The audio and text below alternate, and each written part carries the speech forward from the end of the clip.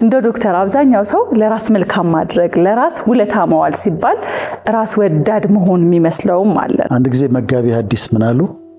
እናንተ ምግብ የምትሰሩ ሰዎች አሉ፣ ቀለል ያለ ቁርስ መስራት ላስተምራችሁ፣ 4 እንቁላል አውጡ የምትሉት 4 እንቁላል። ታዲያ እንዴት ላግኝ ሰላሜን? ፈልጌ አይደለም የምናደደው፣ ፈልጌ አይደለም እንደዚህ አይነት ሰላም የሌለበት ህይወት ውስጥ ያለሁት፣ ትዳር ውስጥ ያለሁት። ቅዱሱ መጽሐፍም ይደግፈዋል።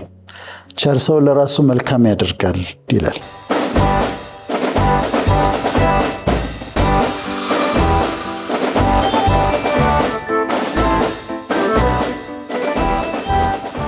ሰላም ተመልካቾቻችን እንደምን አላችሁ? እንግዲህ በዓል ነበረ ሰሞኑን ዶክተር።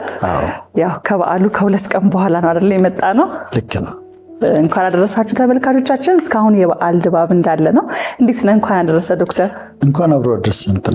በዓል እንዴት ነበር?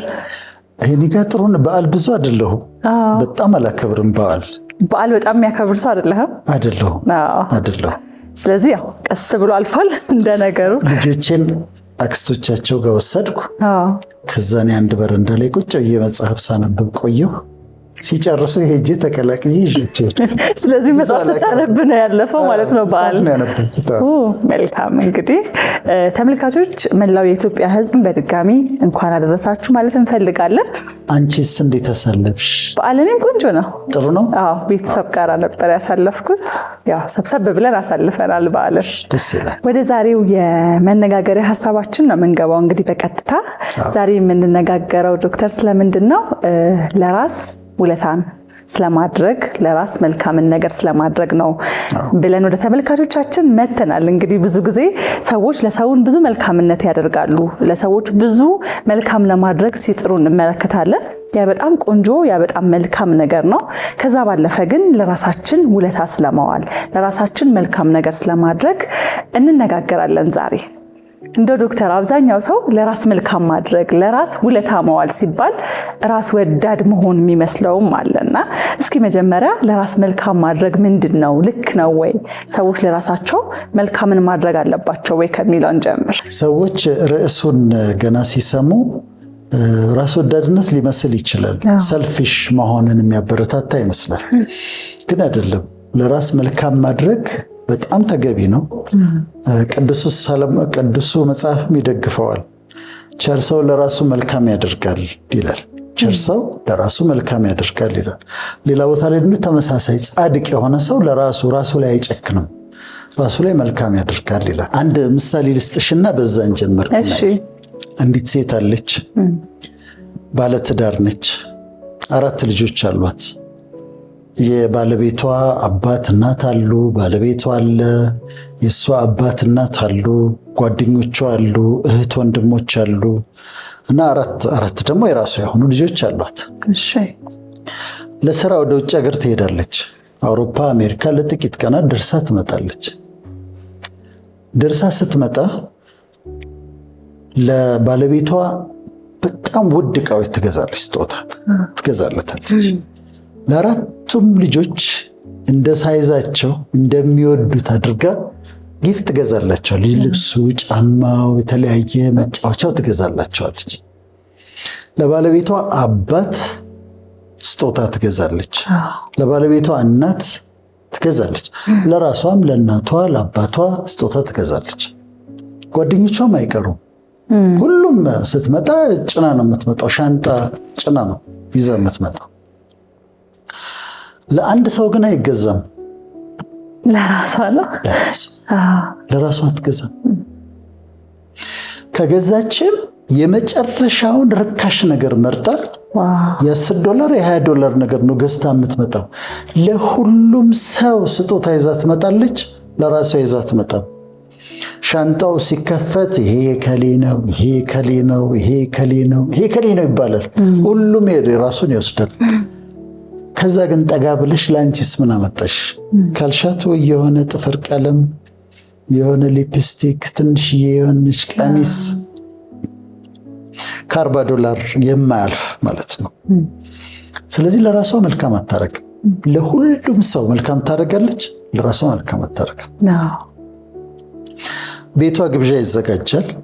ቤቷ ግብዣ ሲዘጋጅ ለእያንዳንዱ ሰው እንደ ጤንነቱ ስኳር ለሚያመው ለብቻ፣ ስጋ ለማይበላው ለብቻ፣ ይሄኛውን ለሚወደው እሱ ደግሞ ጥሬ ስጋ ነው የሚወደው፣ እሱ ደግሞ ጥሬ ስጋ አይበላም ጥብስ ነው የሚወደው፣ እሷ ደግሞ እንዲህ ነው ጨጓራዋን ያማታል፣ ለስለስ ያለ ነገር ነው መሆን ያለበት ብላ ታዘጋጃለች ግብዣ። ግብዣው ይደረጋል፣ ሁሉ ሰው ይበላል ይጠጣል፣ ሁሉም የሚወደውን ነገር አግኝቷል። ከተከታተልሻት ቁጭ ብላ አትበላም። ምናልባት ከአንዱ ልጇ የተረፈውን ሳህን አንስታ እንዲነካካውን ነገር ጎረስ ታደርግና ትመጣና ቁጭ ትላለች። ይሄም ማለት ነው ለራሷ መልካም አታረግም፣ ለራሷ ውለታ አትውልም። ሌላ ሰው የማውቀውን ደግሞ ከዚህ ከበዓሉ ጋር የይዤ ልንገርሽ። የወንድ ደግሞ እሱ ደግሞ ባለትዳር አይደለም፣ ግን ለዓመት በዓል ሁሉን ሰው ይጎበኛል። ለነትዬ በግ መገዛት አለበት፣ እነ ወንድሙ ቤት ዶሮ የሚገዛበትን ይሰጣል፣ ድፎ ዳቦ የሚሰራበትን ይሰጣል። ለማን ያልሰጠሁት ይላል። የበዓል ለከሊት ሰጥቻለሁ፣ ለሁሉም ይሰጣል ለዓመት በዓል። እና በየቤቱ እሱ የሰጠበት ቤት አንዱ ጋር በግ ታርዷል፣ አንዱ ጋር ዶሮ ታርዷል፣ አንዱ ጋር ዳቦ ተጋግሯል፣ ኬክ ልኳል፣ ሁሉን ነገር አድርጓል። እሱ ቤቱን ይገባና ብቻውን ስለሚኖር ፍሪጅ ሲከፍት ከትናንት ወደ የተሰራ ምስር ወጥ አለ። እሱን አምቆ ይበላል። ማረጉ ልክ ነው አይደለም? ግን ለሰዎች ማረጉ ጥሩ ነው። ግን ራሱን ደግሞ በዛ ደረጃ መበደሉስ ልክ አይደለም።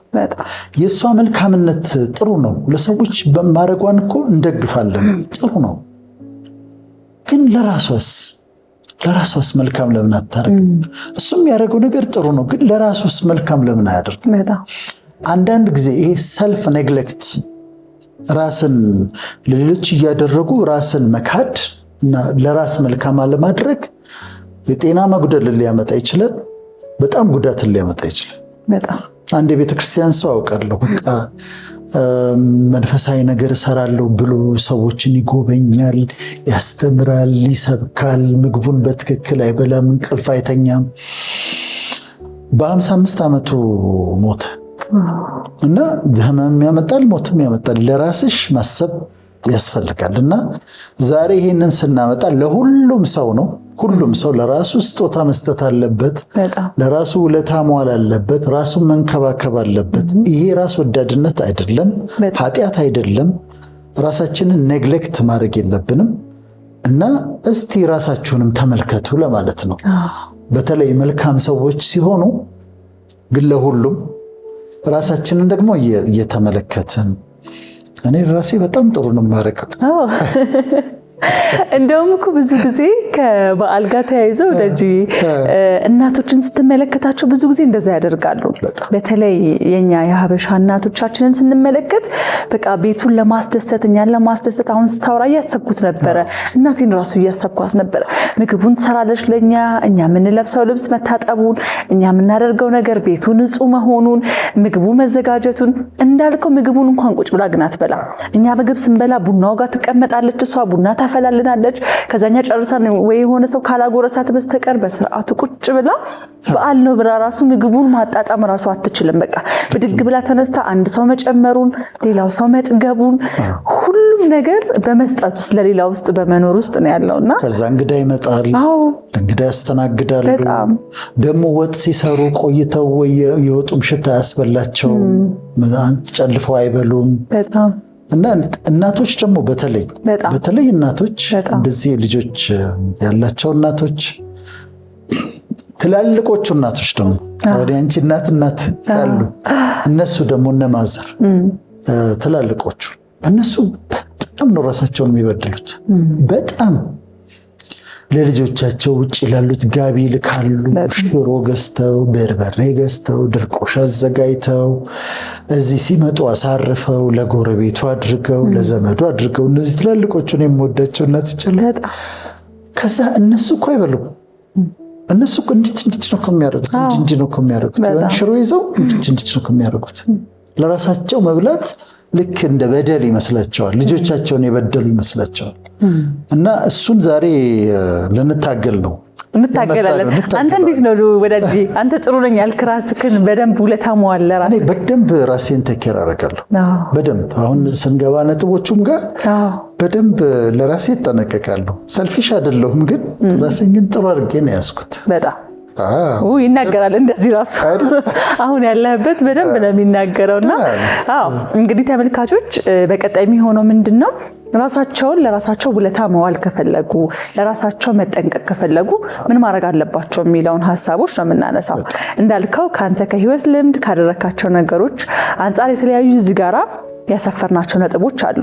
የመጀመሪያው ነጥባችን የሚሆነው ለራስ ሰላም መስጠት ነው። ሰላም መስጠት ለራስሽ ልትሰጪ የምትችይው ትልቁ ስጦታ ሰላም ነው። ሰላም ሲጀመር ኢትስ ኤ ጊቭን ተሰጥቷል። ኦልሬዲ ማን የሰጠው? ፈጣሪ ሰጥቷል። ፒስ ዊች ሰርፓስስ ሂውመን አንደርስታንዲንግ ይላል። ፒስ ዊች ሰርፓስስ ሂውመን አንደርስታንዲንግ፣ ከአእምሮ በላይ የሆነ ሰላም ሰጥቻቸዋለሁ ይላል። ሰላሜን ሰጥቻቸዋለሁ ብሏል። ሰው ቤት ስትገቡ ሰላም ለእናንተ ይሁን በሉ ተብለናል። ሰላም ለእናንተ ይሁን በሉ ሻሎም ይላሉ አይሁዶች። እና የተሰጠ ነገር ነው፣ እኛ ስለምናበላሸው ነው እንጂ ኢትስ ኤ ጊቭን። ኖርማሉ ሰላማዊ ኑሮ መኖር ነው። እንደዛ እንዲሆን ደግሞ ጵኒኤል ለራስሽ ለጵኒኤል ሰላሟን ስጫት። እንዴት ነው ሰላሟን የምትሰጫት? በምትሰሪበት ቦታ ካሉ አብረውሽ ከሚሰሩ ሰዎች ጋር ኮሚኒኬሽንሽን ማስተካከል። ያንቺ እንደዛ እንደሆነ አውቃለሁ፣ ግን ሁሉም ሰው ወንዱም ሴቱም ስራ ቦታ ላይ ከሰዎች ጋር አለመጣላት፣ ቢፈልጉ እንኳን አለመጣላት፣ ሰፈር ውስጥ ከሰው ጋር አለመጣላት፣ ሊጣሉሽ የሚፈልጉ ሰዎች ሲመጡ አለመጣላት፣ አትፍቀጅላቸው እና እለፊያቸው። መጣላት የሚወዱ ሰዎች አሉ። መጣላት፣ መኳረፍ፣ መቀያየም የሚወዱ ሰዎች አሉ። አታስደስቻቸው። እኔ እንዴት እንደማልፍ ብታይ አሁንም አልፈው ልክ የሆነ ነገር ሲመጣ እንዲህ ከፊት ለፊቴ ከመጣ እንዴት ውሃ አድርጌው ከዛ እንደማልፈው ልነግርሽ አልችልም። እና የምንጠብቀው ነገር ነው፣ የምንንከባከበው ነገር ነው። ስለዚህ ሰላምሽን ትጠብቂያለሽ። ትዳር ውስጥም ከሆነች ሚስቷ ሲጀመር ያላገባች ከሆነ ሰላም የሌለበት ከመሰላት አታግባ። ሰላም ይበልጣል። ተጋብተው ከሆነ ደግሞ ባልና ሚስትም እንደ ቤተሰብ ለራሳቸው ሊሰጡት የሚችሉት ትልቅ ነገር ሰላም ነው። ችግራቸውን እየፈቱ በንግግር እያስተካከሉ ለራሳቸው ሊሰጡት የሚችሉት ነገር በጣም ትልቁ ነገር ሰላም ነው። ስለዚህ እኔ ምንድነው የማደርገው? ሰላሜን እጠብቃለሁ። ቢቻላችሁ ይላል። ቢቻላችሁ ከባድ ነው ማለት ነው። በእናንተ በኩል ከሰዎች ሁሉ ጋር በሰላም መኖር። እኔ አሁን በእኔ በኩል ከኔ ጋር ችግር ያለው አንድ ሰው የለም። በእኔ በኩል እኔ እስከማውቀው ድረስ ግን እዛ ጋር ተቀምጦ ሊጣላኝ ይችላል በማላውቀው ምክንያት። እሱ ምንም ማድረግ አልችልም። እንደዚህ ነው በእናንተ በኩል የሚሆን። ስለዚህ ሰላም ሀብት ነው። ለጵኒኤል ሰላም ስጫት። እኔ ለዶክተር ወዳጄን የምሰጠው ስጦታ ሰላም እንዲኖረው፣ ሌትም ቀንም ሁል ጊዜ ሰላም እንዲኖረው እረዳዋለሁ። ሰላም የምርጫ ጉዳይ ነው ማለት ነው ዶክተር። ብዙ ሰዎች ታዲያ እንዴት ላግኝ ሰላሜን? ፈልጌ አይደለም የምናደደው፣ ፈልጌ አይደለም እንደዚህ አይነት ሰላም የሌለበት ህይወት ውስጥ ያለሁት፣ ትዳር ውስጥ ያለሁት፣ ጓደኝነት ውስጥ ያለሁት ይላሉና የምርጫ ጉዳይ ነው ብዬ አስባለሁ። ሰላም በተቻለን አቅም እና የጥበብ ጉዳይ፣ ጥበበኛ መሆን አለብሽ። ሊታወቅ ሲመጣ ለማወቅ በጣም ቀላል ነው፣ ከፈቀድሽለት በጣም ቀላል ነው። ግን ሲመጣ በዚህ ጋር ሊጋጭ ሲመጣ አንቺ በዚህ ጋር ሂጂ፣ ከዛ እለፊው። መስተካከል ያለበትን ደግሞ አስተካክል። ከእህቶች፣ ከወንድሞች፣ ከጓደኞች አብረር ከሚሰሩ ጋር ያለን ኮሚኒኬሽን ማስተካከል። ቅር ያላቸው ከመሰላቸው ይቅርታ መጠየቅ ካለብኝ ይቅርታ ጠይቃቸዋል። ምንም አይከብደኝም።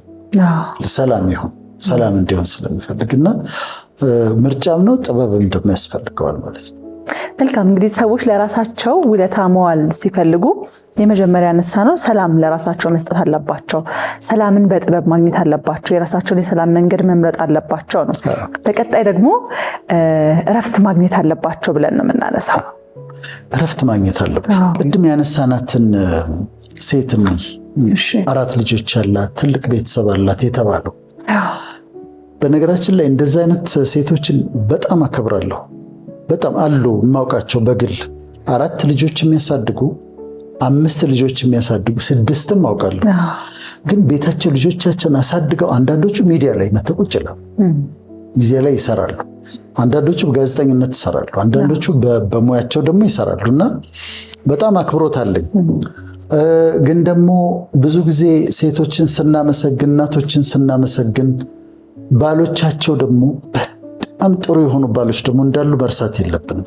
በጣም ጥሩ አባቶች፣ ልጆቻቸውን የሚወዱ ትዳራቸውን የሚያከብሩ መልካም ደግሞ ባሎች አባቶች እንዳሉ መረሳት የለበትም እና ሁሉንም እናመሰግናቸዋለን ስለ መልካምነታቸው። የቅድሟ ሴት ምን ያስፈልጋታል መሰለሽ? ኤቭሪዴ የምታደርገው ነገር ነው ልጆቿን ማሳደግ። ጠዋት መነሳታቸውን፣ ቁርስ መብላታቸውን፣ ልብስ መስተካከሉን፣ ይሄ ትምህርት ቤት መሄዳቸውን፣ ከትምህርት ቤት ሲመለሱ ማየት። ደግሞ ዲግሪም እያላቸው ቤት ቁጭ ብለው ልጆቻቸውን የሚያሳድጉ አሉ። ለእነሱ ደግሞ የበለጠ አክብሮት አለ። የበለጠ የከሰሩ ይመስላል፣ ግን አልከሰሩ። ትልቁን ስራ እየሰሩ ነው ልጆቻቸው ላይ። እና እቺ ሴት ባሏን ፈቅዶላት አንድ ቀን ልጆቹን አክስታቸው ጋር ትወሰዳቸው ወይም አያቶቿ ጋር ትወሰድ። ከዛ እሷ ምን ታድርግ? እስቲ ከጓደኞቿ ጋር ሄዳ ትሳቅ፣ ትጫወት፣ ትረፍ። ሄዳ ጓደኞቿ ጋር የሚያስደስታትን ነገር ከጓደኞቿ ጋር መሳቅ ካለባት ትሳቅ፣ ትጫወት። ማሳጅ መደረግ ካለባት ማሳጅ ትደረግ። የእረፍት ጊዜ ይሰጣት ለዚች እናት። ለሱም እንደዛው ንጹህ በሆነ መንገድ አንዳንዴ ሂድ እስቲ ጓደኞች ጋር ትበለው፣ ተጫዋት እስቲ ሂድ፣ ኳስይ ማለት ቤቱን እንዲያርጎ የያዘ ከሆነ ልጆቹ ጋር ትዳሩ ጋር እንዲህ ያለ ከሆነ ሂድ እስቲ ተጫዋት ከጓደኞች ጋር ኳስም፣ ትንሽ ዘናንበል። ስካር የሌለበት መዝናናት፣ ኃጢአት የሌለበት መዝናናት። ለወንዱ የሚመቸው እሱ ከሆነ ሜዲቴት ማድረግ ከሆነ ለሷ ሜዲቴት፣ ጸሎት ከሆነ መንፈሳዊ ቦታ መሄድ ከሆነ የምትፈልገው እንደዛ እንድትሄድ፣ ለሱም ከጓደኞቹ ጋር ኳስ ማየት ከሆነ ቲያትር ማየት ከሆነ ሙቪ የሚያዝናናው ነገር፣ ማሳጅ ቤት ከሆነ ይሄ ማሳጅ ቤት ማሳጅ ብቻ ያለበት ማለት ነው። ትልቋን ማዘር ደግሞ ኢየሩሳሌም ይሄዱ እስቲ ከተቻለ ኢየሩሳሌም ደርሰው ጎብኝተው ይምጡ እና ሄደው ቅዱሳን ቦታ የሚመኙት ቦታ። አሁን ብዙ እናቶች ኢየሩሳሌም ይመኛሉ። ሲሳካ ላኪያቸው ይሄደው ጎብኝተው ይምጡ፣ ደስ ይበላቸው፣ ይረፉ። ይጨነቃሉ እኮ እናቶች ልጆቻቸው ትላልቅ ሆነው እንኳን ይጨነቃሉ። እና የሚያርፉበትን ነገር ማዘጋጀት ነው።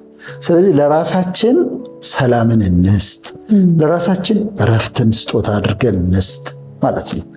ቀጣይ ደግሞ ለራሳችን ጥሩ እንቅልፍን ስጦታ አድርገን እንስጥ የሚለውን ሀሳብ እናነሳለን። ጥሩ እንቅልፍ አሁን ላይ በስራም በተለያየ ነገር ብዙ ተጽዕኖ እየደረሰበት ያለ ይመስለኛል። ምክንያቱም ሰው በእንቅልፍ ብዙ ጊዜ ራሱን አቢዩዝ ያደርጋል ባለመተኛት። ስራ ቢዚ ነኝ ብሎ ሊሆን ይችላል፣ ሶሻል ሚዲያ በመጠቀም ሊሆን ይችላል። ስለዚህ ለራሳችን ውለታ መዋል ከፈለግን ጥሩ እንቅልፍ መተኛት አለብን ማለት ነው። ለራስሽ የጥሩ እንቅልፍ ስጦታን ስጪው። አሁን ጥሩ እንቅልፍ ስሊፕ ሳይክል አለው። የመጀመሪያው ስቴጅ 1 አለ፣ ገና ሊወስድሽ አካባቢ ያለው መሀል ላይ ያለሽበት ትንሽ ደቂቃዎች። ከዛ ስቴጅ 2 አለ መሀል ላይ ያለ ወደ 45 ደቂቃ። ከዛ ስቴጅ 3 ዲፕ ስሊፕ ይባላል። ዲፕ ስሊፕ ያ እዛ ቦታ ላይ ነው ብዙ ስራ የሚሰራው። ከዛ በኋላ 4ኛው ስቴጅ ሬም ይባላል፣ ራፒድ አይ ሙቭመንት ይባላል። እና እያንዳንዳቸው ስራ አላቸው። ለምሳሌ ስቴጅ ዋይ ስትሆኝ ቶሎ ነው የምትነቂው። ስቴጅ 2 ትንሽ ይወስድሻል። ስቴጅ 3 ላይ ስትሆኝ ዲፕ ስሊፕ ላይ ነሽ። ይሄ ጥልቅ የሆነው እንቅልፍ ላይ ነው የሰውነት መታደስ ሪፔር ሜካኒዝም የሚሰራው። በጣም ሪፔር ያደርጋል ሰውነታችን ራሱን የሚያድስበት ሰዓት ነው። ሬም ደግሞ የሚባለው ራፒድ አይ ሙቭመንት ህልሞችን ብዙ ጊዜ የምናይበት ጊዜ ያቺ 4ኛው ስቴጅ ላይ ነች። እና ደግሞ ሜሞሪ ኮንሶሊዴት ያደርጋል። የማሰብ አቅማችን እዛ ስሊፕ ላይ ነው የሚጠነክረው። ስለዚህ ሁሉንም ስቴጅ እንፈልገዋለን። በቂ እንቅልፍ መተኛት አለበት። በቂ እንቅልፍ ምን ያደርጋል መሰለሽ? ስትነሺ ኤነርጂ ይኖርሻል፣ ኃይል ይኖርሻል። ይህን የምናገረው አንዳንድ ሰዎች እንደ አድቬንቸር እንደሚያዩት ስለማይ ነው አለመተኛታቸውን። እኔ እኮ 3 ሰዓት ነው የምተኛው፣ 2 ሰዓት ነው የምተኛው ብለው እንደ ጥሩ ነገር ነው የሚያዩት። ተኝቶ ግን ጥሩ እንቅልፍ መተኛት፣ ጠዋት ስትነሺ ኃይል አለሽ፣ ኤነርጂ አለሽ፣ ታድሰሽ ነው የምትነሺው።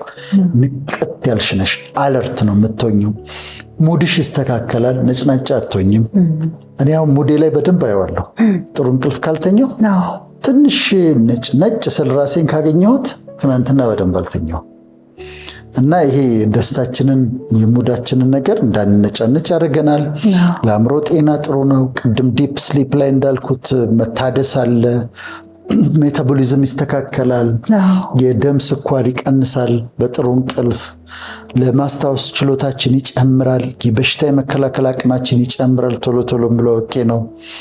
ጤናችን በአጠቃላይ ጥሩ የሆነ ረዥም ዓመት ደግሞ እንኖራለን እና አሁን እኔ ለራሴ ከምሰጣቸው በጣም ጥሩ ነገሮች መካከል አንዱ እንቅልፍ ነው። ከቻልኩኝ ከ4 ሰዓት እስከ 4 ሰዓት ተኩል ባለው ጊዜ እነሳለሁ። በተቻለ መጠን ለራሴ 7 ሰዓት እንቅልፍ መስጠት እሞክራለሁ። የሚያጥርበት ጊዜ አለ። ጄኔቲካሊ ይለያያል። አንዳንድ ሰዎች የ5 ሰዓት እንቅልፍ ይበቃቸዋል። የአንዳንድ ሰዎች 6 ሰዓት እንቅልፍ በቂ ነው እና በተቻለ መጠን ኳሊቲ የሆነ እንቅልፍ፣ በጣም ዲፕ የሆነ ጥሩ እንቅልፍ መተኛት አስፈላጊ ነው። ይህም ደግሞ ፈጣሪ ያዘጋጀው እንደዛ ነው ያደረገን ሳንተኛ።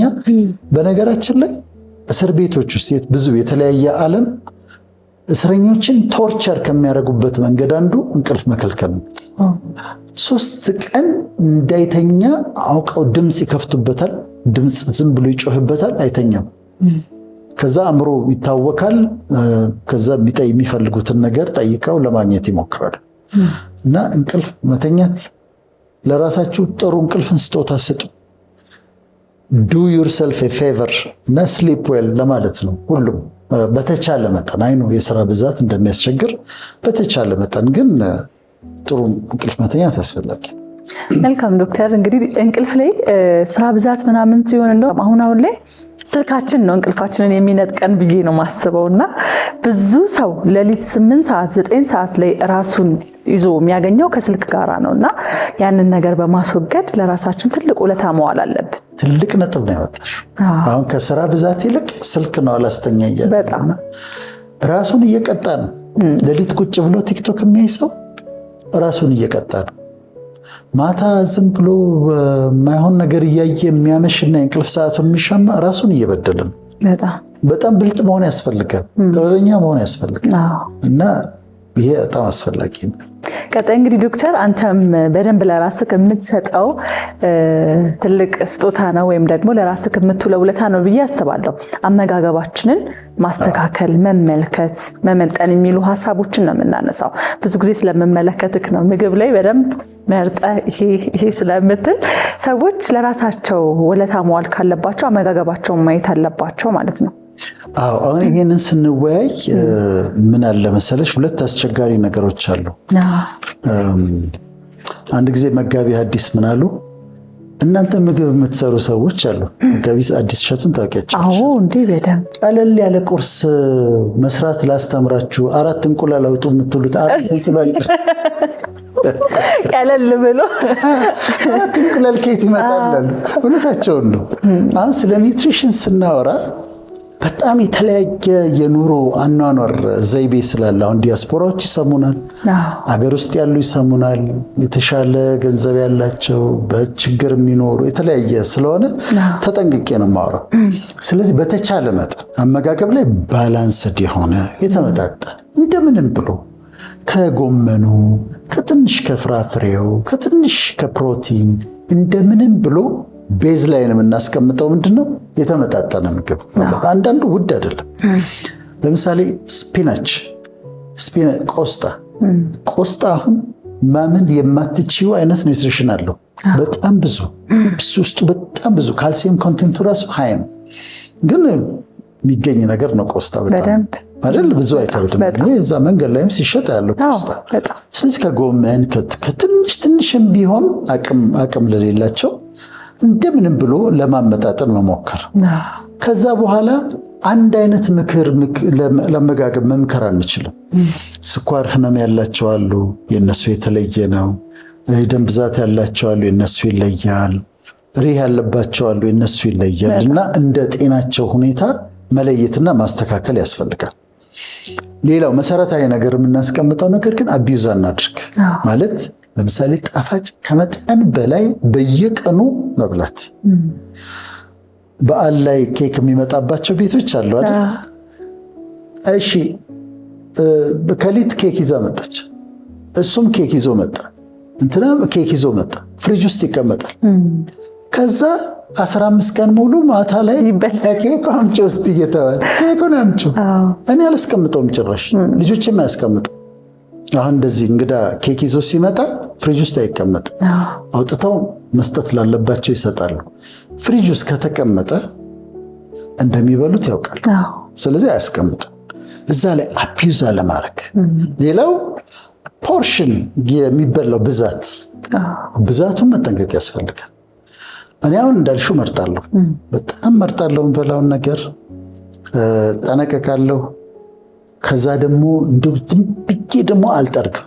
አሁን አንዳንዴ ወንዳ ወንድ የሚባለው ይሄ ፍርጥምጥም ብሎ እንዲያብጦ የሚሄድ ነው። ግን ማስኩሊኒቲ ጭንቅላት ውስጥ ነው ያለው እና ፒኪ መሆን፣ መምረጥ፣ መመጠን እሱ በጣም ያስፈልጋል። ቦዲ ማስ ኢንዴክስ የሚባል ነገር አለ። ባለፈው ማንስተነው ኤክስፕሌን አላደረግንም። ቦዲ ማስ ኢንዴክስ ክብደት ዌይት ሲካፈል በሃይት ስኩዌር ነው። ወይም ዝም ብለው ፋርማሲ ሄደው ቦዲ ማስ ኢንዴክስ ይሄ መለኪያ ክብደት አለው አይደል? በሱ ቼክ ማድረግ ይችላሉ። እና ከ17.5 እስከ 18 እስከ 25 ድረስ ኖርማል ነው ቁመትሽና ዌይትሽ። ከ17 ምናምን በታች ሲሆን አንደር ዌይት ነሽ፣ ልክ አይደለም። ከ25 እስከ 30 ሲሆን ኦቨር ዌይት ነው። ከ30 በላይ ሲሆን ኦቢስ ነው፣ ከፍተኛ የውፍረት ችግር አለ ማለት ነው። ከ30 እስከ 35 ከ35 እስከ 40 ደግሞ ከሆነ ደግሞ የባሰ። ስለዚህ ፋርማሲ ሲሄዱ ቢኤምአይ ንገሩኝ ይበሏቸው። ቦዲ ማስ ኢንዴክስ ማለት ነው ክብደት ሲካፈል በቁመት ስኩዌር የሚካፈለና እንደዛ እንትን ውስጥ ካልኩሌሽን ውስጥ ከመግባት ፋርማሲ ሊያገኙት ይችላሉና ትክክለኛ ቦዲ ማስ ኢንዴክስ አሁን የኔ 22 ነው። ቢኤምአይ 22 ነው። ፐርፌክት ነው እና ጥሩ ነው። እንደዛ መከታተል ያስፈልጋል ማለት ነው። ከምግባችን በተጨማሪ ደግሞ ለራሳችን ጥሩ መዓዛ መስጠት፣ ጥሩ ሽታ እንዲኖረን፣ ጥሩ መዓዛ እንዲኖረን ማድረግ ለራሳችን ከምንውለው ውለታዎች መካከል አንዱ ነው ብለን አንስተናል። እንዴት ነው ዶክተር ይህስ ሊሆን የሚችለው? ሰዎች በሚሸቱን ወይ ለራሳቸው በሚሰጡት በሚፈጥሩት ንጽህና መዓዛ ለራሳቸውም የሚሰማቸው ስሜት አለ ማለት ነው ከሰው በተጨማሪ። በጣም እኔ ሁል ጊዜ እላለሁ ደጋግሜ፣ ግን ለኔ ከምሰጠው ጠዋት ተነስቼ ከምሰጠው ስጦታዎች አንዱ ቀዝቃዛ ሻወር ነው። ኤቭሪ ዴይ ውሃ በቃ ደስ ይለኛል። ቀዝቃዛ ሻወር መውሰድ ደስ ይለኛል እና ስጦታ ነው። ስለዚህ አንደኛው ንጹህ መሆን ማለት ነው። ከዛ ጥሩ ሽታ እንዲኖር ማድረግ እኛ ላይም ቤቱም ላይ። አሁን የቡና ሽታ እኔ እወዳለሁ፣ የዕጣን ሽታ እወዳለሁ፣ የሽቱ ሽታ እወዳለሁ እና ቆንጆ ነገር የሚሸት ነገር እንዲኖር ማድረግ ተገቢ ነው እና የቡና ሽታ፣ የሎሚ ሽታ፣ የዕጣን ሽታ፣ የሽቶ ሽታ ደስ ይላል በጣም እና እኔ ቤቴ ውስጥ እንደዛ እንዲሸት ፈልጋለሁ። ቢሮ ውስጥም እንዲሸት ፈልጋለሁ። አንዳንዴ ልትታዘቢኝ ትችያለሽ። ቢሮ ውስጥ ብቻዬን ቁጭ ብዬ እንደ ኮሎኝ ነገር አንስቼ እንደዚህ ያደርጋለሁ ቆንጆ እንዲሸት። አንዳንዴ ሽቶ አንስቼ ይቀበላል። በነገራችን ላይ ሽቶ የሴት ብቻ የሚመስላቸው ግለሰቦች አይቻለሁ። አንዳንዶች የሚያስቡ እንዴት ሽቶ ትቀባለህ ምናምን የሚሉ አሉ። ወንድ ሽቶ አይቀባም ብሎ ያስባሉ እና የወንድ ሽቶ ይመረታልና ከዛ አደርጋለሁ። ለራሴ ነው ሽቶ የምቀባው፣ ለእኔ እኮ ነው። ኦሊፋክተሪ ሪሴፕተርስ የሚባሉ አሉ አፍንጫችን ውስጥ። ያንን ሽታ ደግሞ የሚወስድ ኦሊፋክተሪ ነርቭ የሚባል አለ ወደ ብሬን የሚወስድ። ቆንጆ ሽታ ሲሄድ አእምሯችን ደስታ፣ ጆይ፣ ሐሴት ማድረግ፣ ሪላክስ ማድረግ፣ ጭንቀት፣ እረፍት ነው የሚሰማው። ስለዚህ ንጹህ መሆን፣ ከዛ ደግሞ ቆንጆ ሽታ በቤትም በመስሪያ ቤትም ላይም ላይ ሽቶ እንትን ማድረግ፣ ቆንጆ ነገር የሚሸት ነገር ማድረግ ማለት ነው። ዛሬ ደግሞ ስፖርት መጨመር፣ ስፖርት መስራት ቀጣይ ሀሳባችን ነው የሚሆነው። በጣም ጎበዝ አይደለሁም እኔ እዚህ ላይ ስፖርት ላይ ግን እሰራለሁ። ጭራሽ አለመስራት አለ፣ እሱ ልክ አይደለም። የተወሰነም ቢሆን ኤክሰርሳይዝ ማድረግ ያስፈልጋል። ወክ ማድረግ ሊሆን ይችላል፣ የተወሰነ አይነት ኤክሰርሳይዝ ሊሆን ይችላል። አንዳንዱ ኤክስትሪም ጭራሽ አለመንቀሳቀስ፣ እሱ ኤክስትሪም ነው።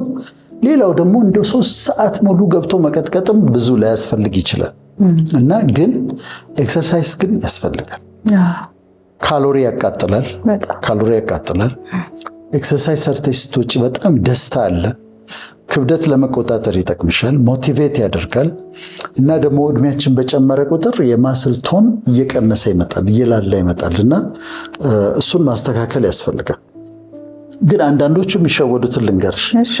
ጂም ይሄዳሉ፣ ከዛ 100 ካሎሪ 300 ካሎሪ ያቃጥላሉ። ጓደኛሞች 300 ካሎሪ ያቃጥሉና እርቧቸው ወጥተው የ1500 ካሎሪ ክትፎ ይበላሉ፣ ወይም ሌላ ምግብ። ያቃጠሉት እኮ 300 ነው። ወጥተው ግን የበሉት አንዱ ምግብ ግን 1000 ምናምን ካሎሪ ነው። እና እሱን በጣም መጠንቀቅ ያስፈልጋል። የሚመቸን አይነት ስፖርት መስራት ለማስላችን እንደዚህ። እኔ አሁን አንድ የወንድሜ ልጅ ናሆም ዳይት ይባላል እንትን አመጣልኝ። ዳምቤል ነው የሚባለው እንደዚህ መስሪያው እና በሱ አሁን ትንሽ እየሰራው። አይታይሽም? ምንም አልታይሽም እስካሁን? እና ትንሽ ጡንቻችንን ጠር የሚያደርግ ካሎሪ የሚያቃጥል የሚያነቃን ደግሞ መስራት ለራሳችን መስጠት ጥሩ ነው። ቀጣይ የምናነሳው ዶክተር ብዙ ሰው ያነሳዋል፣ ብዙ ጊዜ ማድረግ ቢከብድም ውሃ መጠጣት የሚለውን ሀሳብ ነው የምናነሳው እና እኔ ራሱ ለራሴ እጀምራለሁ ብዙ ጊዜ ቻሌንጅ፣ በቃ በቀን በትንሹ 2 ሊትር ውሃ መጠጣት አለብኝ ብዬ ጀምርና በመሀል ደግሞ ትንሽ ደከም እላለሁ። አንዳንዴ ከ2 ሊትር ማለፊ 3 ሊትር ምናምን ጠጣለሁ። ግን ደግሞ ብዙ ጊዜ የምንመከረው ብዙ ጊዜ የሚነገረን ከጤና ከውበት ኢቭን ከቆዳ ብዙ ጊዜ ነው ውሃ መጠጣት አለብን የሚባለው እና ለራሳችን በደንብ የምንውለው ውለታ ነው ውሃ መጠጣት። በጣም ለራስሽ የምትውለት ውለታ አንዱ ውሃ መጠጣት ነው። እኔም ማድረገውን ከጠየቅሽኝ ቢሮ ስገባ ባለ 2 ሊትር ውሃ ጀምራለሁ። ከዛ ከቢሮ እስከወጣ ድረስ 2 ሊትሩን እጨርሰዋለሁ። እሺ። ከዛ 1 ሊትር ደግሞ ጨምራለሁ። ለእኔ መጠጣት ያለብኝ ከ3 ሊትር እስከ 3.5 ነው ለወንድ። ለሴት ደግሞ እስከ 2.5። ይህ አሁን እንትን ይሄ ማዮ ክሊኒክ የሚባል ኢንተርናሽናል አክሰፕትድ የሆነ ሴንተር አለ። እነሱ የሰጡት ቁጥር ነው። ሃርቫርድም ሰጥቷል እንደዛ ቁጥር። ለወንድ ከ3 እስከ 3.5፣ ለሴት ከ2 እስከ 2.5። ከሰው ሰው ግን ይለያያል። ለምሳሌ ፀሐይ ላይ የሚውል ብዙ የሚያልበው ብዙ ሉዝ የሚያደርግ የበለጠ ሊጠጣ ይችላል። ቅዝቃዜ ውስጥ ያለ ያነሰ ሊጠጣ ይችላል። ግን ውሃ መጠጣት በጣም ያስፈልጋል።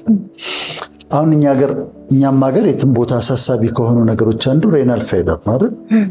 ሬናል ፌለር ብዙ ኩላሊቱ ፌል አደረገ ይባላል። ኩላሊት ፌል ከሚያደርግባቸው ምክንያቶች አንዱ ክሮኒክ ዲያቤቴስ ነው፣ ያልተቆጣጠርነው የስኳር በሽታ፣ ክሮኒክ ሃይፐርቴንሽን ያልተቆጣጠርነው የደም ብዛት፣ ያልተቆጣጠርናቸው በተደጋጋሚ የመጡ የኩላሊት ኢንፌክሽኖች፣ ፖሊሲስቲክ ሬናል ዲዚዝ የሚባል አለ፣ ሌሎችም አሉ። አንዱ ምክንያት ግን ከምክንያቶች መካከል የተቀመጠው ክሮኒክ ዲሃይድሬሽን፣ ለረዥም ጊዜ ውሃ ለመጠጣት ማለት ብዙ ጊዜ ትንሽ ብቻ እኔ አይጠማኝም ይላል። ስለሚጠማን እኮ አይደለም የምንጠጣው፣ ግን መጠጣት አለብን። በጣም ሰውነታችን ይፈልገዋል። ለዳይጀሽን ያስፈልጋል፣ ለሜታቦሊዝም ያስፈልጋል፣ ለደማችን ያስፈልጋል፣ ለቆዳ ያስፈልጋል፣ ቴምፕሬቸር ሬጉሌት ያደርጋል። በጣም አስፈላጊ ነው። ግን ዋተር ቶክሲሲቲ ደግሞ ይባላል። ከመጠን በላይ ደግሞ መጠጣት። ሁሉ ነገር በመጠን ነው መሆን ያለበት። አሁን ውሃ ከመጠን በላይ ደግሞ እንደው ተነስቼ 4 በተለይ በአንድ ጊዜ አንድ ሰሞን ተጀምሮ ነበር። በአንድ ጊዜ ድቅድቅ አድርጎ ብዙ ውሃ መጠጣት እሱ ሾክ ውስጥ ብሎ ሊከት ይችላል። የተለያየ ችግር፣ በጣም ከባባድ ችግሮች፣ ኮማ ውስጥ የገቡ ሰዎች አሉ። ይሄ በጠዋት ተነስቶ አንድ በጣም ብዙ ውሃ መጠጣት እሱ ያመጣው ነገር አለ። የሆኑ ሴሎች በተለይ ብሬን ሴሎች ስዌል እንዲያደርግ ያደርጋሉ። እና በመጠኑ መሆን አለበት። እንዳልሽው ለቆዳ በጣም ጥሩ ነው፣ ለሴቶችም ለወንዶችም፣ ለፀጉር ጥሩ ነው። ግን ሁሉን ነገር መመጠን ያስፈልጋል። አሁን ስለ ቫይታሚን አውርቻለሁ እና ሰዎች ጠይቀውኛል። አንድ ቫይታሚን ወስዳለሁ፣ ሁሉ ነገር ያለው አንድ ታብሌት በቀን ወስዳለሁ ብያለሁ። እና ሌላ ቦታ ደግሞ የቫይታሚን ቶክሲሲቲ አለ። ቫይታሚን ቶክሲሲቲ ምንድን ነው? ለምሳሌ የቫይታሚን ዲ ቶክሲሲቲ አለ፣ ከመጠን በላይ በመውሰድ። የቫይታሚን ሲ ቶክሲሲቲ አለ፣ ሰውነትን የሚጎዳ ከመጠን በላይ በመውሰድ። እና እኔ የምለው ምንድን ነው፣ አንዳንድ ቤት ስትሄጂ ካቢኔት ውስጥ ቫይታሚን ዲ አለ ለብቻው ታብሌት፣ ቫይታሚን ሲ አለ፣ ቫይታሚን ቢ12 አለ፣ ማግኒዚየም አለ ወይ ምናምን፣ ካልሲየም አለ፣ ብዙ አይነት እዛ ጋር ተደርድሮ ታያለሽ። ይሄን ሁሉ የሚወስዱ ከሆነ ኦፍኮርስ ቶክሲሲቲ ይመጣል፣ ይጎዳል። ለዚህ ነው አንዷ ሁሉ ነገር ያላት አንዷን ብንወስድ ይሻላል የምለው። እሱም ሐኪማቸውን አማክረው ነው። ምክንያቱም መብዛትም የለበትም። ሰው የሚላቸውን ሁሉ ቫይታሚን ቢ12 ካልሲየም ጥሩ ነው፣ ቫይታሚን ዲም ጥሩ ነው፣ ይሄኛውም ጥሩ ነው፣ ይሄኛው ደግሞ ለዚህ ጥሩ ነው፣ ማግኒዚየም ደግሞ ለእንቅልፍ ጥሩ ነው እያሉ እንደ መቃም ከሆነ ቫይታሚኑን ሊጎዳ ይችላል። እስከ ሬናል ፌለር ሊያደርስ ይችላል። እና they have to be careful። ቫይታሚን ጋር ሲመጣ የተመጠነችዋን እሷን መውሰድ ነው የሚያስፈልገው እና ከሁሉ ነገር ሊሚት ያስፈልገዋል ለማለት ነው። መልካም። ቀጣይ ደግሞ የምናነሳው አእምሯችንን ማጽዳት አለብን የሚለውን ሀሳብ ነው። እስካሁን ድረስ ከሰውነታችን ጋር ከምንወስደው ከጽዳታችን ጋር የሚያያዝ ነገር ነው ያነሳ ነው እና አሁን ደግሞ ከአእምሯችን ጋር የሚያያዝን ሀሳብ እናነሳለን። ሰዎች ለራሳቸው ውለታን መዋል፣ ራሳቸውን መንከባከብ ሲፈልጉ አእምሯቸውን ማጽዳት አለባቸው ማለት ምን ማለት ነው? እንዴትስ ነው የሚያደርጉት? ሰዎችን ይቅር ማለት ላይ እኔ በጣም ጎበዝ ነኝ። በጣም ነው ይቅር የምለው። በጣም ፈጥኜ ነው ይቅር የምለው። ግን ለዛኛው ሰው እያስቤ እንዳይመስልሽ፣ ለራሴ ውለታ እየዋልኩለት ነው። አላስቀምጠውም፣ እዚህ አይገባውም። እዚህ ጭንቅላቴ ውስጥ አስገብቼ እብሰለሰል ዘንድ፣ እበሳጭ ዘንድ፣ ቂም ይዝ ዘንድ እሱም ዲዘርቭ አያደርግም፣ እኔም ራሴን አቢዩዝ አላደርግም። ስለዚህ ምንድነው ማድረግ? ወዲያው ይቅር እላለሁ። ስለዚህ ማይንድሽን ዲቶክስ ማድረግ ያስፈልጋል። ቂም፣ ጥላቻ፣ ቅናት፣ ውድድር፣ አሉታዊ ኔጌቲቭ አስተሳሰቦችን እሱም ማይንድሽ ክሪስታል ክሊር እስኪሆን ድረስ ማጽዳት ድት ማድረግ። ለማ ብዬ ነው? ለራሴ ነው። ይሄን ውለታ ሞሎ ለማን ነው? ለራሴ ነው። ስለዚህ ያንን በማድረግ እንዲያስወግዱት ነው፣ ማስወገድ ነው። አንዳንዱ ማለፍ ያለብሽ ነገሮች አሉ። ምን ይባላል መሰለሽ? wise men know exactly when and where to act stupid ይባላል። wise men know exactly when and where to act stupid ይባላል። ምን ማለት ነው? አንዳንድ ቦታ ላይ ስትሆኚ በቃ እንደ ሞኝ ማሳልፋቸው ነገሮች አሉ። ነው እንዴ? አይገርማል። እንደዛ ሆኖ ነው እንዴ ምናምን ብለሽ የምታልፊው አለ። ሞኝ ሆነሽ የምታልፊያቸው አጋጣሚዎች አሉ። ሲሪየስሊ አትወስጃቸውም፣ አትጋጭም። ከዛ ሰውየው አንቺን ለመናገር ፈልጎ እንደሆነ አውቀሻል። ልክ እንዳልገባው ትሆኛለሽ። አልገባሽም። አንቺ ገብቶሻል እኮ ግን አልገባሽም። ለምን አስቀመጣት ፈልጊ። wise men know exactly when and where to act stupid ይባላልና እንደዛ አድርገሽ ማለፍ ያስፈልጋል። እያለፍሽ ይህን ክሊር አድርገሽ ጠብቂ። ክሪስታል ክሊር እንዲሆን አድርጊ። እሺ፣ ከዛው ጋር ተያይዞ ደግሞ ጭንቀትን፣ ሸክምን ደግሞ ማስወገድ መቻል አለብን ከህይወታችን ውስጥ። ለራሳችን እጅግ በጣም የሚጠቅመን ነገር ነው። በተለይ ጭንቀት ከዚህ ቀደምም አንስተዋል ዶክተር በዚህ ፕሮግራም ላይ ለብዙ በሽታዎች መንስኤ ነው። ስለዚህ ሰዎች ጭንቀትን፣ ሸክምን ከራሳቸው ማስወገድ አለባቸው። አዎ፣ ሲጀመር ጭንቀት የሚያመጡ ነገሮች ውስጥ አለመግባት። ለምሳሌ ብዙ ሰው የሚጨነቀው ምንድን ነው? ዕዳ ነው፣ ብድር። የቢዝነስ ሰዎች ይነግሩኛል፣ ሳትበደር እኮ ቢዝነስ መስራት አትችልም ይላሉ። እሺ፣ እስማማለሁ። የቢዝነሱን ዓለም ብዙ ስለማላውቀው በተቻለ መጠን ግን ዕዳ ውስጥ አለመግባት ጥሩ ነው። ምክንያቱም ከጅማሬው አለመግባት። ከዛ ሰዎች ሌላ ምንድን ነው የሚጨነቁት? የማይሆን የፍቅር ግንኙነት ውስጥ ይገባሉ። ጭንቀት፣ እርግዝና፣ የተለያየ ነገር ሲመጣ ጭንቀት። ስለዚህ ጭንቀት ሊያመጩብሽ የሚችሉ ነገሮች ውስጥ ኮምፕሊኬሽን ያላቸው ውስጥ ነገር ውስጥ አለመግባት። ከዛ ደግሞ በእምነት ለእግዚአብሔር ለፈጣሪ በመስጠት በሜዲቴሽን በኤክሰርሳይዝ ብሪዚንግ ኤክሰርሳይዝ አንዳንዶች ይቀልዱበታል እንጂ በጣም ሳይንቲፊክ ነው፣ በጣም ይረዳል ለማለት ነው። መልካም እንግዲህ ሌላው ደግሞ የምናነሳው ልክ እንደሆኑ ካነሳናቸው ሀሳቦች ጋር ይያያዛሉ ዶክተር። ሰዎች በራሳቸው ሰላማቸውን፣ ጤናቸውን፣ አይምሯቸውን መጠበቅ ብለናል። ከዛ በተጨማሪ ለራሳቸው እውቀትን መስጠት፣ እውቀትን ለህይወታቸው ለራሳቸው ሰዎች መመገብ አለባቸው። ያ ትልቅ ለራሳችን የምንውለው ውለታ ነው ብዬ አስባለሁ። የሆነ ቦታ ሄጄ በጣም ከምደሰትባቸው ነገሮች አንዱ መጽሐፍ ስገዛ ነው። ምክንያቱም ለራሴ ውለታ እየዋልኩለት ነው። አሁን ጊዜ ስለሌለን በማንበብ በእውቀት በማደግ ዶክመንተሪ በማየት እንደዚህ ብቻ ለራስሽ ውለታ የምትውይለት ነገር አንዱ በእውቀት ራስሽን ለማሳደግ ማለት ነው።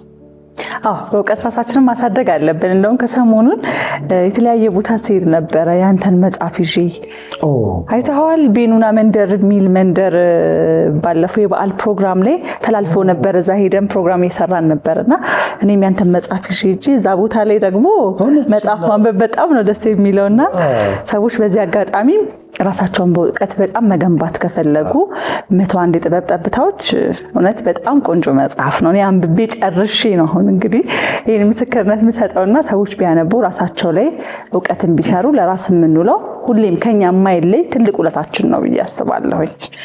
በቀጣይ ደግሞ ራስን ስኬታማ ማድረግ ለራሳችን የምንውለው ነገር ነው።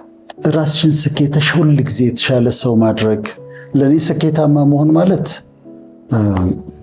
ደስ የሚለኝን ነገር መስራት፣ ደስ የሚለኝን ኑሮ መኖር።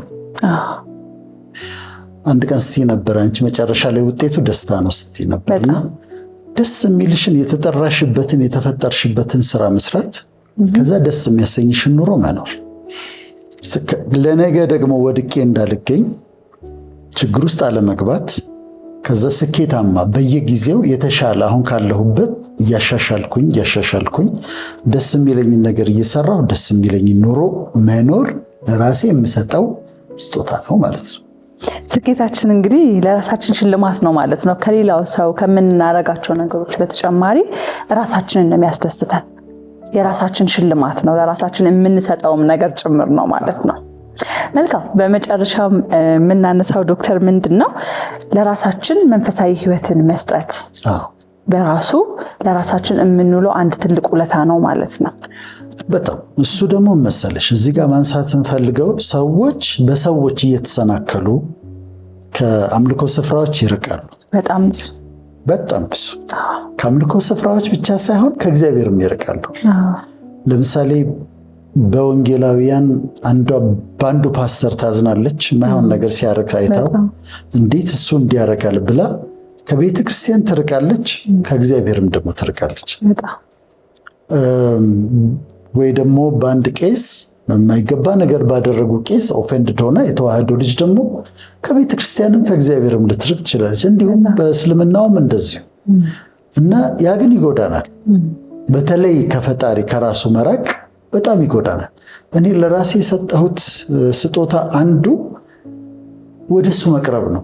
በድካምም በብርታትም ወደ እግዚአብሔር መቅረብ፣ ቅዱስ ቃሉን ማንበብ፣ መጸለይ፣ ማምለክ ለራሴ የሰጠሁት ስጦታ ነውና ሰዎች ለራሳቸው ሊሰጡ የሚችሉት ሌላው ትልቅ ስጦታ መንፈሳዊ ሕይወት እንዲኖራቸው ማድረግ ነው።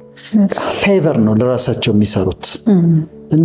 ከእሱ ጋር ባልሆን የምንነበር መሆኑና ለራሳችን ፌቨር መስራት ከፈለግን መንፈሳዊ ሕይወት እንዲኖረን ማድረግ ማለት ነው። እንግዲህ የተለያዩ ሀሳቦችን እያነሳን አሁን ወደ መጨረሻው ደርሰናል። ተመልካቾቻችን ሰዎች በህይወታቸው ውስጥ ለራሳቸው ውለታ መዋል አለባቸው፣ ለራሳቸው መልካምን ነገር ማድረግ አለባቸው።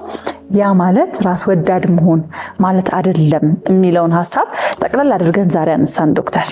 ስለዚህ ዛሬ ሰዎች ራስ ወዳድነት ሳይሆን ለራሳቸው ግን ውለታ ሊውሉ እነዚህን ሀሳቦች ራሳቸው ላይ ሊሰሩ ራሳቸው ላይ ለመለወጥ ለራሳቸው ለመስጠት ሊተጉ ይገባል ማለት ነው። ኤግዛክትሊ የመጨረሻው እሱም ብለን ነው የምንዘጋው። ለሰዎች መልካም ማድረጋችሁን ቀጥሉ፣ ለሰዎች ውለታ መዋላችሁን ቀጥሉ፣ መልካም ማድረጋችሁን አትተዉ፣ ግን ለራሳችሁም መልካም አድርጉ። ለራስ መልካም ማድረግ ሰልፊሽነስ ራስ ወዳድነት አይደለም፣ ኃጢአትም አይደለም። ራሳችሁን ተንከባከቡ እና ለራሳችሁ መልካም ማድረግን አትተዉ ለማለት ነው። እንግዲህ መልእክታችን ደርሷችኋል ብለን እናስባለን ተመልካቾቻችን። የዚህ ሳምንት የዛሬ ሀሳባችን መልእክታችን ይሄንን ይመስላል። ብዙዎቻችሁ እንደወደዳችሁት እንዲሁም ደግሞ በህይወታችሁ በራሳችሁ ላይ ለመተግበር ራሳችሁ ላይ ለመስራት መነሻ ቀን እንደሚሆናችሁ እርግጠኛ ነን። አብራችሁ ስለነበራችሁ እጅግ በጣም አድርገን እናመሰግናለን። ዶክተር እንግዲህ ሳምንት በሌላ ሀሳብ በሌላ ርዕሰ ጉዳይ ከተመልካቾቻችን ጋራ የምንገናኝ ነው የሚሆነው። መልካም ሳምንት።